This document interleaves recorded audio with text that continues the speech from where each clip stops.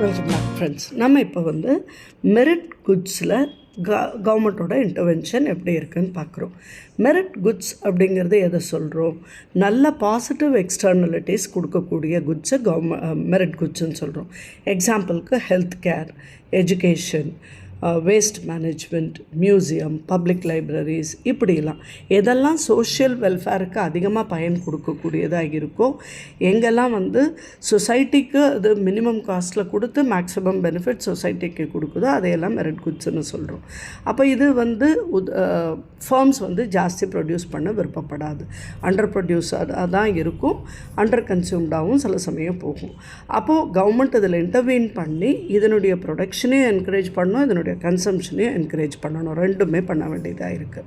இப்போ கவர்மெண்ட் வந்து இந்த அண்டர் ப்ரொவிஷன் ஆஃப் மெரிட் குட்ஸை எப்படி ரியாக்ட் பண்ணோம் அப்படின்னு கேட்டால் அதுக்கு ரெகுலேஷன் கொண்டு வரலாம், சப்சிடிஸ் கொண்டு வரலாம், டைரெக்டாக கவர்மெண்ட்டே அதை ப்ரொவைட் பண்ணலாம், இல்லைனா கவர்மெண்ட் ப்ரைவேட்டோடு சேர்ந்து அதை ப்ரொவைட் பண்ணலாம். அப்படி ரெகுலேஷன் கொண்டு வரும்போது என்ன டைப் ஆஃப் ரெகுலேஷன் கொண்டு வர முடியும்? ஒரு ப்ரைவேட் ஆக்டிவிட்டி அது எப்படி கண்டக்ட் பண்ணணுங்கிற ரெஸ்ட்ரிக்ஷனோ ஒரு டிட்டர்மினேஷனோ கவர்மெண்ட்டே கொடுக்கலாம். ஃபார் எக்ஸாம்பிள் இப்போ எஜுகேஷன் அப்படின்னு எடுத்தோம்னா கவர்மெண்ட் ரெகுலேட்டட் எல்லோரும் ஒரே மாதிரியான சிலபஸ் எப்படி இம்பார்ட் பண்ணணும், எந்த விதத்தில் அது நடத்தப்படணும், எந்த புக்ஸ் ஃபாலோ பண்ணணும், இதை கவர்மெண்ட் டிட்டர்மைன் பண்ணுது. ஸோ இது வந்து ஒரு ப்ராசஸ், ரெகுலேஷன்னு சொல்கிறோம். அதே நேரத்தில் ஒரு கவர்மெண்ட் அதை சில டைப் ஆஃப் குட்ஸை ப்ரொஹிபிட்டும் பண்ணலாம், இல்லை அதுக்கான வரையறை வச்சு அது அந்த ஸ்டாண்டர்டில் இருக்கான்னு பார்க்கலாம். அதை வந்து ஒரு மேண்டேட்ரி ஒரு கட்டாயம் போட்டு இதன்படி இப்படி தான் உபயோகிக்கணும்னு சொல்லலாம். இப்போ கவர்மெண்ட் வந்து இன்சூரன்ஸ் ப்ரொடெக்ஷன் எல்லோரும் எடுக்கணுங்கிறத கம்பல் பண்ணலாம், இல்லை கம்பல்சரி இம்யூனைசேஷன் பார்த்தோம், அதுவும் கூட ஒரு கவர்மெண்ட்டோட ஆக்டிவிட்டியாக தான் நம்ம பார்க்குறோம். அதே மாதிரி கவர்மெண்ட் இதுக்கான லெஜிஸ்லேஷனும் கொண்டு வரலாம், சட்டத்திட்டங்களும் கொண்டு வரலாம். உதாரணத்துக்கு கண்டிப்பாக ஹெல்மெட் போடணும், சீட் பெல்ட்ஸ் போடாமல் போடக்கூடாது, சீட் பெல்ட்ஸ் போடாமல் வண்டி ஓட்டக்கூடாது, இப்படியான லெஜிஸ்லேஷன்ஸும் கொண்டு வரக்கூடிய கவர்மெண்ட்டை. ஒரு அடிஷ்னல் ஆப்ஷன் அப்படிங்கிறது வந்து இண்டிவிஜுவல்ஸை அந்த குட்ஸை யூஸ் பண்ண கம்பல் பண்ணலாம், ஒரு நல்ல பெனிஃபிட் கிடைக்கும் அப்படிங்கிறப்போ அதை கட்டாயப்படுத்தலாம். இப்போ right of children for free and compulsory education ஆக்ட்னு பார்த்தோம் 2009. இது என்ன பண்ணுதுன்னா அந்த சில்ட்ரன் வந்து ஒரு 6 to 14 ஏஜஸில் இருக்கக்கூடிய குழந்தைங்களுக்கு கட்டாய கல்வின்னு சொல்கிறோம். அது வந்து ஃப்ரீயாகவும் கொடுக்குது, கட்டாயமும் படுத்துது, யாரும் வீட்டில் ஃப்ரீயாக இருக்கக்கூடாதுன்னு. அப்போது அதனால் என்ன ஆகுது, எல்லாருக்குமே ஒரு நல்ல பேசிக் எஜுகேஷன் கிடைக்கக்கூடிய வழிவகை பண்ணப்படுது. அதே மாதிரி கோவிட் மாதிரியான ஒரு சுச்சுவேஷனில் கண்டிப்பாக அவங்க வந்து தனிமைப்படுத்திக்கணும், அவங்க வந்து மெடிக்கல் அந்த கேம்ப்ஸ்க்கு போகணும் அப்படின்னு அவங்கள ஃபோர்ஸ் பண்ணும்போது இது மற்றவங்களுக்கு அது பரவாமல் இருக்கிற வகையிலையும் இருக்குது, அட் த சேம் டைம் அவங்கள குணப்படுத்திக்கிறதுக்கும் பயன்படுது, மெடிக்கல் ட்ரீட்மெண்ட் எடுக்கவும் பயன்படுது.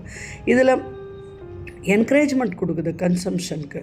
அது சில சமயம் ரொம்பவும் டோட்டலும் ஃப்ரீ ஆஃப் காஸ்ட்டாகவே ஆகிடுது. இப்போ கவர்மெண்ட் ஹாஸ்பிட்டல்ஸ் இருக்குது, அதில் போய் எந்த ட்ரீட்மெண்ட் வேணால் எடுத்துக்கலாம், எந்த வியாதிக்கு வேணால் எடுத்துக்கலான்னு சொல்லும்போது டைரெக்டாக கவர்மெண்ட்டோட என்கரேஜ்மெண்ட் இவங்களுக்கு ஹெல்ப்ஃபுல்லாக அமையக்கூடியதையும் நம்ம பார்க்குறோம். ஸோ இதெல்லாம் வந்து கவர்மெண்ட்டோட இன்டர்வென்ஷன் எங்கே நல்லதை கொடுக்கக்கூடிய குட்ஸில், நன்மை பயக்கக்கூடிய பொருளில். இதே ஹெட்டிங்கில் நம்ம வந்து நெக்ஸ்ட்டு பார்க்கக்கூடியது கவர்மெண்ட் இன்டர்வென்ஷன் இந்த கேஸ் ஆஃப் டிமெரிட் குட்ஸ், நன்மை இல்லாத பொருட்கள் அப்படின்னு வரும்போது, சொசைட்டிக்கு அது தேவையில்லை, அன்டிசைரபிளாக இருக்குது அப்படின்னு சொல்லும்போது அதில் கவர்மெண்ட் எப்படி இன்டர்வீன் ஆகுதுன்னு பார்க்குறோம். ஃபார் எக்ஸாம்பிள் ஃபஸ்ட் எடுத்துக்கலாம் ஆல்கஹால் அல்ல ட்ரக்ஸு. இதிலெல்லாம் கன்சம்ஷனால் பெரிய பிரச்சனைகள் தான் உண்டாகுது, சொசைட்டிக்கு வெல்ஃபேருக்கு இது ஒன்றும் பெரிய மெஷர் இல்லை. அப்போ இதில் கவர்மெண்ட்டுடைய செய்கைகள் என்னவாக இருக்கும் அப்படின்னு சொல்லும்போது கவர்மெண்ட் இது நெகட்டிவ் எக்ஸ்டர்னலிட்டியாக கொடுக்கறதுனால இதை மைண்டில் வச்சு இது தேவையில்லை அப்படிங்கிறதுக்காக இதுக்கு நிறைய சட்டத்திட்டங்கள் உருவாக்கலாம். அதே சமயத்தில் ஸ்டீல் ப்ரொடக்ஷன் அப்படிங்கிறது வந்து ஒரு பொல்யூஷன் க்ரியேட் பண்ணக்கூடாது தான், ஆனால் ஸ்டீலுங்கிறது நமக்கு தேவையான குட்ஸு தான். அந்த மாதிரி பொருள் வேணும், ஆனால் அதில் சில அன்டிசைரபிள் எஃபெக்ட் வருதுங்கிறதும் இருக்குது, இல்லை அந்த பொருளே வேண்டாங்கிறதும் இருக்குது. அப்போ இந்த ரெண்டுலேயும் டைப் ஆஃப் டிமெரிட் குட்ஸ்லேயும் எப்படி இது டீல் பண்ணுதுங்கிறது தான் இந்த ஹெட்டிங்கில் நம்ம பார்க்குறோம். அப்போ production of demerit goods and its consumption வரும்போது ஃப்ரீ மார்க்கெட்டில் அது வந்து ஆப்டிமமாக இருக்க போகுது. இப்போ கவர்மெண்ட் இதில் எப்படி இன்டர்வீன் பண்ணுறாங்க, எப்படி அதை வந்து டிஸ்கரேஜ் பண்ணி அந்த ப்ரொடக்ஷனையும் கன்சம்ஷனையும் கம்மிப்படுத்துகிறாங்க. இதில் வந்து மார்க்கெட் ஃபெயிலியரை எப்படி வந்து ரெகுலேட் பண்ணுறாங்க அப்படின்னு பார்க்கும்போது, ஃபஸ்ட்டு வந்து கம்ப்ளீட் பேன் சில சமயம் போடும் ஒரு டிமெரிட் குட்ஸுக்கு. இப்போ ஃபார் எக்ஸாம்பிள் ட்ரக்ஸ்ன்னு எடுத்துட்டோன்னா அதை யூசேஜ் அப்படிங்கிறது இல்லீகல் அப்படின்னு கொண்டு வராங்க. இல்லீகல்னு கொண்டு வரும்போது அது சட்டத்திற்கு உட்பட்டதாக இல்லை கருதப்படுவது இல்லை அப்படிங்கும்போது அந்த பொருளோட உபயோகத்தையே தடை செய்கிறாங்க. அடுத்தது வந்து நெகட்டிவ் அட்வர்டைஸ்மெண்ட் கேம்பெயின்ஸ் வைப்பாங்க. இப்போ இந்த மாதிரி ட்ரக்ஸை யூஸ் பண்ணுறதுனால என்ன டேமேஜஸ் ஆகும், என்னென்ன டேஞ்சர்ஸ் வரும், அதனால் என்ன பிரச்சனைகள் வரும் அப்படிங்கிறத கொடுத்து அதன் வழியாக அறிவு சார்ந்த நடவடிக்கை எடுத்து அவங்களுக்கு புரிய வைப்பாங்க. தேர்ட் ஒன் வந்து அதனை குறித்து வரக்கூடிய விளம்பரங்களை தடைப்படுத்துவாங்க, உபயோகப்படுத்த தூண்டக்கூடிய விளம்பரங்களை. நெக்ஸ்ட் வந்து மார்க்கெட் ரெகுலேஷன். அந்த பொருள் மார்க்கெட்டில் இந்த அளவுக்கு தான் விற்கப்படலான்னு சொல்லலாம், அல்லது இந்த வயதினருக்கு தான் விற்கப்படலான்னு சொல்லலாம், அல்லது இந்த காலகட்டத்தில் மட்டும்தான் விற்கப்படலான்னு சொல்லலாம். அந்த மாதிரியான சில வரையறை சட்டங்களை கொண்டு வரக்கூடும். நெக்ஸ்ட் வந்து இந்த மாதிரி ஒரு டிமெரிட் குட்டுக்கு ஹெவி டாக்ஸஸ் போட்டு அதை பர்ச்சேஸ் பண்ணுறப்பவும் காஸ்ட்லியாக பண்ணிவிடுவாங்க, வாங்கிறதுக்கும் அவங்களுக்கு அதை வாங்கக்கூடிய சக்தி இல்லாத வகையில் பண்ணிவிடுவாங்க. அதுக்கு ரொம்ப அதிகமான டாக்ஸ் போட்டு இதில் வந்து ஒரு உற்பத்தியையும் குறைக்கலாம், இல்லை விற்பனையும் குறைக்கக்கூடிய வகையில் பண்ணுவாங்க. அதே மாதிரி கவர்மெண்ட் வந்து ஒரு மினிமம் ப்ரைஸை ஃபிக்ஸ் பண்ணி இந்த விலைக்கு கீழே இந்த பொருளை விற்கக்கூடாது அப்படிங்கிற மாதிரி ஒரு வரையறை கொடுத்துருவாங்க. அப்போது அந்த மினிமம் ப்ரைஸுக்கு தான் விற்க முடியும், வாங்க முடியுங்கிற கட்டாயம் வரும்போது அது எல்லாராலையும் வாங்க முடியாது, விற்க முடியாது. ஆனால் சில சிகரெட், ஆல்கஹால் அந்த மாதிரி இருக்கிற பொருளுடைய டிமாண்ட் வந்து நம்ம இன்னலாஸ்டிக்காக பார்க்குறோம். ஸோ அதோட ப்ரைஸ் வழியாக அது எப்போ வேணால் இன்க்ரீஸ் ஆகும். அடிஷ்னல் டாக்ஸேஷன் அப்படிங்கிறது வந்து டிமாண்டுடைய ப்ரொபோர்ஷன் ஆஃப் இன்க்ரீஸ் டிக்ரீஸை அஃபெக்ட் பண்ணக்கூடியதாகவும் பார்க்குறோம். அப்போ செல்லர்ஸ் என்ன பண்ணுவாங்க, அந்த டாக்ஸஸை கன்சியூமர்ஸுக்கு ஷிஃப்ட் பண்ண வேண்டி பண்ணிவிடுவாங்க. கஸ்டமர்ஸ் லூஸ் பண்ணாமல் அந்த டாக்ஸஸை மட்டும் கஸ்டமர்ஸ் மேலே போட்டுருவாங்க. இந்த ஸ்ட்ரிஞ்சன்ட் ரெகுலேஷன், டோட்டல் பேன் மாதிரி இருக்கிறது அப்படிங்கிறது அந்த பொருளை வந்து டோட்டல் டிமாண்டை வந்து எலிமினேட் பண்ணிடும். அதே சில குட்ஸு இந்த மாதிரி எலிமினேட் பண்ணுறதுக்காக போட்ட பேனால் சீக்ரெட்டாக அண்டர் கிரவுண்ட் பிஸ்னஸும் ஆகக்கூடிய ஹிடன் மார்க்கெட்டை க்ரியேட் பண்ணக்கூடியதாகவும் நம்ம பார்க்குறோம். பட் ஸ்டில் கவர்மெண்ட் வந்து இந்த மாதிரி டிமெரிட் குட்ஸுக்கு போதுமான அளவு இன்டர்வென்ஷன்ஸ் கொடுத்து இதை ஸ்டாப் பண்ணி அல்லது செல்லிங்கை ரெடியூஸ் பண்ணி சொசைட்டியுடைய வெல்ஃபேரை டேக் கேர் பண்ணிக்கிறாங்க. நெக்ஸ்ட் வந்து இந்த case of public goods, government எப்படி பப்ளிக் குட்ஸில் இன்டர்வீன் ஆகுது அப்படின்னு பார்க்குறோம்.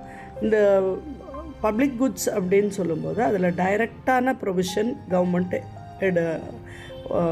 எடுத்துக்கிட்டால் அந்த ஃப்ரீ ரைடர் ப்ராப்ளம்ங்கிறத நம்ம வெளியில் ஓவர் கம் பண்ண முடியும். மார்க்கெட் ஃபெயிலியர் கொண்டு வராமல் பார்த்துக்கலாம். இந்த இம்பார்ட்டண்ட் பப்ளிக் குட்ஸ் அப்படின்னு பார்க்கும்போது டிஃபென்ஸ்னு பார்க்குறோம், legal system, fire protection, prevention of disease, இதெல்லாம் வந்து பப்ளிக் குட்ஸ் அப்படின்னு பார்க்குறோம். அப்போ இந்த எக்ஸ்க்ளூடபிள் பப்ளிக் குட்ஸ் அப்படிங்கிறது பார்க்கு, யூனிவர்சிட்டி, மியூசியம், இதெல்லாம் கவர்மெண்ட் என்ன பண்ணலாம், அதுவே பராமரித்து அதுவே செலவு பண்ணி ஒரு சின்ன என்ட்ரி ஃபீ வச்சு அதை வந்து சொசைட்டிக்கு கொடுக்கலாம். அப்போ கவர்மெண்ட் அதை யூஸ் பண்ணும்போது எல்லாருக்கும் அதை பயன்படுற மாதிரியும் இருக்குது, அட் த சேம் டைம் யாரும் அதை மிஸ்யூஸ் பண்ணாமையும் பார்த்துக்கலாம். கவர்மெண்ட் வந்து ப்ரைவேட் ஃபர்ம்ஸுக்கு ஒரு லைசன்ஸ் கொடுத்து அந்த ஃபர்ம்ஸ் வந்து இந்த பப்ளிக் குட் ஃபெசிலிட்டிஸை பில்ட் பண்ணி கொடுக்கலாம். யூஸருக்கு அது வந்து சார்ஜ் ஃப்ரீயாக கொடுக்க முடியும். இந்த கவர்மெண்ட் இந்த என்ட்ரி ஃபீ சார்ஜபிளாக இருக்கும்போது ஸ்ட்ரிக்ட் வாட்ச் வைக்கணும். அப்போ தான் அந்த கரெக்டாக அதை வந்து அதிகப்படியான விலை இல்லாமல் சாதாரண விலையில் பொதுமக்கள் உபயோகப்படுத்த முடியுதான்னு பார்த்துக்கலாம். ஈக்குவலாக வெல்ஃபேர் வந்து எல்லாருக்கும் டிஸ்ட்ரிபியூட் ஆகுதா, எல்லா தட்ட மக்களுக்கும் இது போய் சேருதாங்கிறத கவர்மெண்ட் பார்த்துக்க முடியும். சில பப்ளிக் குட்ஸ் வந்து ஒரு வாலண்டரி கான்ட்ரிபியூஷனாக சில இண்டஸ்ட்ரீஸோ சில ஃபர்ம்ஸோ அவங்களே கொடுத்துக்குவாங்க, இல்லை பெரிய பெரிய கார்ப்பரேட் வந்து ப்ரைவேட் டொனேஷன்ஸ் பண்ணக்கூடும். நான் கவர்மெண்ட் என்டர்பிரைசஸோ ஆர்கனைசேஷனோ இதுக்கு ஹெல்ப் பண்ணக்கூடியவங்களாக இருப்பாங்க. சில குட்ஸ் வந்து பப்ளிக் குட்ஸாகவே ப்ரொடியூஸ் ஆகி கன்சியூம் ஆகுது. ப்ரொடியூஸ் பண்ணி கன்சியூம் பண்ணுறதும் ப்ரைவேட் குட்ஸாகவே ப்ரொடியூஸ் பண்ணி கன்சியூம் ஆகிட்டுருக்கு. இது ஏன் அப்படின்னு சொன்னால், ப்ராஃபிட் மோட்டிவ் இல்லாமல் மார்க்கெட்டுக்குள்ளே இருந்து செயல்படுறவங்க அதை அப்படி கொடுக்கலாம். இது சில சமயம் டேஞ்சரஸாகவும் சொசைட்டிக்கு போயிடும். ஏன்னா இப்போ ஒரு ட்ரக்ஸோட அப்ரூவல் வந்து சயின்டிஃபிக்காக அப்ரூவல் இருந்ததுன்னா, அது ப்ரைவேட் குட்ஸாக போச்சுன்னா, ப்ரைவேட் குட்டாக இருந்து அது பப்ளிக் குட்ஸ் ஆகிடும். அப்போ வந்து அது தீமையை தான் ஏற்படுத்தும். அதேமாதிரி அட்டாமிக் எனர்ஜி, ஏர்போர்ட் செக்யூரிட்டி, இதெல்லாமும் இப்படி ஆகிடும்.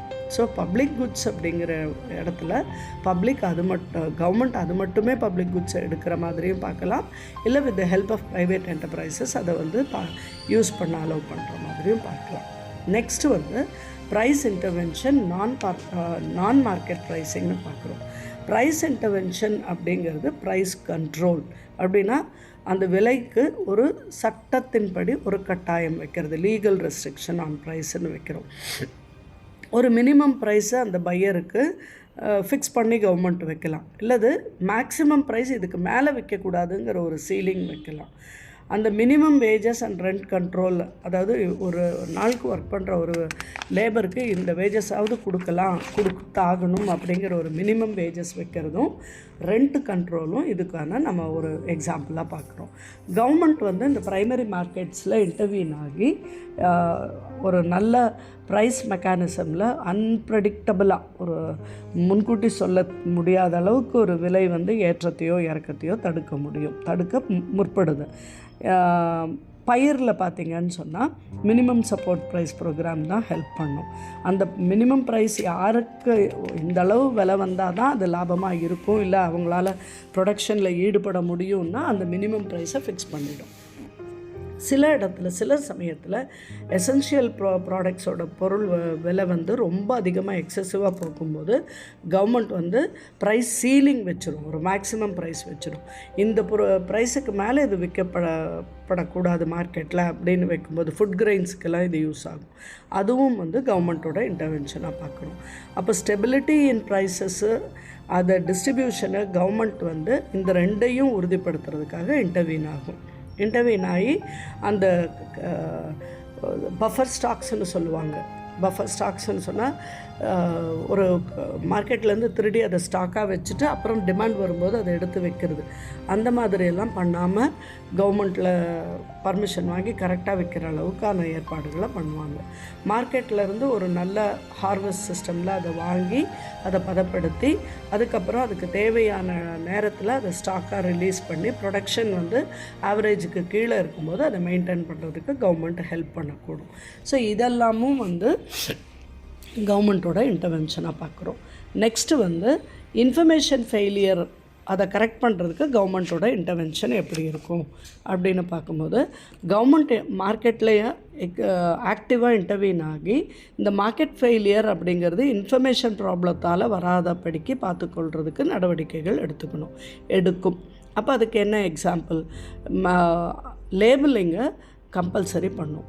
அதே மாதிரி அதில் இருக்கக்கூடிய கண்டென்ட்டில் வந்து disclosure of all the items, என்ன ப்ரொடியூசர் என்ன பண்ணியிருக்காரு, இதை சாப்பிட்டா என்ன கெடுதல், இதில் என்னென்ன பொருள் கலந்துருக்கு, இது எல்லாத்தையும் டெலிபரேட்டாக அவங்க கொடுக்கணும். மேண்டேட்ரின்னா கம்பல்சரின்னு பண்ணலாம். அப்போது இந்த சிபி அப்படிங்கிறது இந்த இன்ஃபர்மேஷன்லாம் கரெக்டாக அந்த பையர்ஸுக்கு ஸ்டாக் எக்ஸ்சேஞ்ச் எடுக்கும்போது சிபி வருது.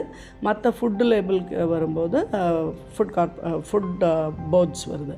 இவங்க வந்து அந்த கூடிய தகவலை அவங்களுக்கு பரிமாறுறாங்களாங்கிறத செக் பண்ணிக்கும். அதே மாதிரி நாலேஜ் கொடுக்க வகையில் பொதுமக்களுக்கு அதனை குறித்த ஒரு அறிவை அதிகப்படுத்த அவங்க முயற்சிகள் எடுத்துக்கணும்.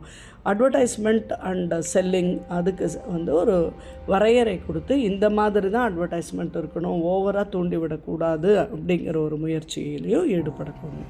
அப்போது ஒரு இன்ஃபர்மேஷன் ஃபெயிலியர் அப்படிங்கிறத கரெக்ட் பண்ணவோ அல்லது இன்ஃபர்மேஷன் சரியானபடி போகாமல் இருக்கவோ மெஷர்ஸ் எடுத்துக்கலாம்.